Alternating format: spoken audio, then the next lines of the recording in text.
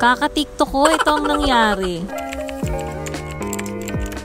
Hi, Beshi! So, etong mga nakaraang araw may pinakita si Sisi sa akin na videos ng mga lime wash wall paint. At bigla nga akong nagka-idea na i-paint na nga itong banyo namin. So, if napanood nyo yung vlog ko last year, November 2022, ay nagpagawa kami ng banyo. Kung gusto nyong mapanood, ilalagay ko na lang sa description box o sa comment section. At eto na nga yung current na itsura ng banyo namin. Gaya nga ng sabi ko dun sa unang kong vlog, unti-unti lang. Kasi nga wala na kaming budget. So yung puti na nakikita nyo sa wall ng banyo namin, skim coat lang yan. Hanggang ngayon nga, hindi pa rin namin naipatiles yung sahig. Pero okay lang yan. Maipapatiles din natin yan kapag nakaka-LL na tayo. At ayan, kung makikita nyo nga yung washing machine namin nandito sa loob ng banyo. So sinabi ko nga kay Hubs na pinturahan namin yung banyo. Buti na lang at wala siyang paso. Ayan nga, umpisahan na niyang linisin yung dingding. At dahil nga mahal yung lime wash paint, wala naman akong pambili nun. Ayan, regular paint na lang yung gagamitin namin. May mga napanood din naman akong videos na regular paint lang yung ginamit nila. So, etong pink na pintura na to, lumang pintura pa namin to.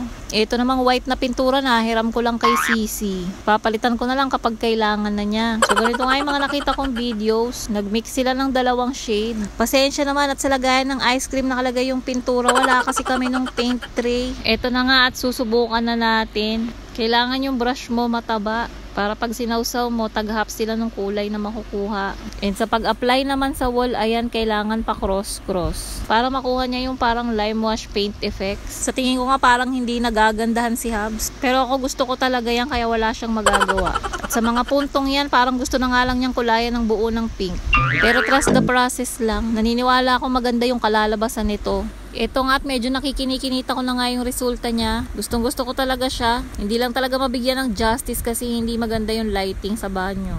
Yung wall nga pala namin hindi rin siya ganun kakinis. Kaya kung makikita nyo parang bako-bako rin siya. Pero okay lang yan. Sobrang excited na nga ako sa kakalabasan ng paint na to. Feeling ko hindi niya nakuha yung mismong lime wash effect. Pero nagustuhan ko na parang patches of pink and white yung itsura niya. At syempre dahil vlog ko to, ayan, magpapanggap tayo na ako ang gumawa nito, charot. Yung iba din talagang part dyan, ako yung nagpaint. Syempre gusto ko lang din itry. And for the sake of the vlog, kailangan ko rin syempre mag-video. Pero hindi rin talaga ako pwede magstay ng matagal dyan sa harap ng pintura kasi may allergic rhinitis ako. And isa sa triggers ko, yung paint fumes. Kaya wag na nating pahabain tong pagpapanggap na to, charot. Hindi ko maintindihan, hindi talaga siya makita ng maayos dito sa video kasi ang pangit ng lighting. Pero mga besh, ang ganda niya, gustong gusto ko siya. Pero yung asawa ko parang hindi natutuwa. Si Sisi din, sabi niya ayaw niya daw ng ganyang design, parang ang dumi-dumi daw tignan. Hindi ko alam pero ako gustong gusto ko siya. Ayan na nga yung itsura niya pagkatapos. Tiles na lang talaga yung kulang. Eto namang sa may pinto, hindi pa rin tapos yan. Ang gusto ko dyan, geometric design din, kagaya nung nasa labas. Ang design na yan sa TikTok ko din nakita. So, eto na nga siya sa kabilang side. Wag nyo pansinin yung toiletries rack ko, ang gulo niyan, hindi ko pa yan naayos. At etong shower curtain na to, madumi na to, papalitan ko na rin yan.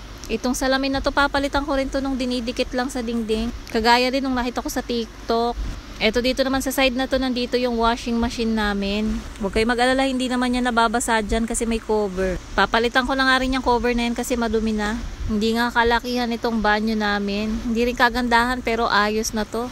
Eto namang sa may kisame na part, ipapapaint ko na lang yan ng white. Ganyan na lang yan, hindi ko na yan pwedeng palagyan ng mismong kisame kasi mauuntog na kami.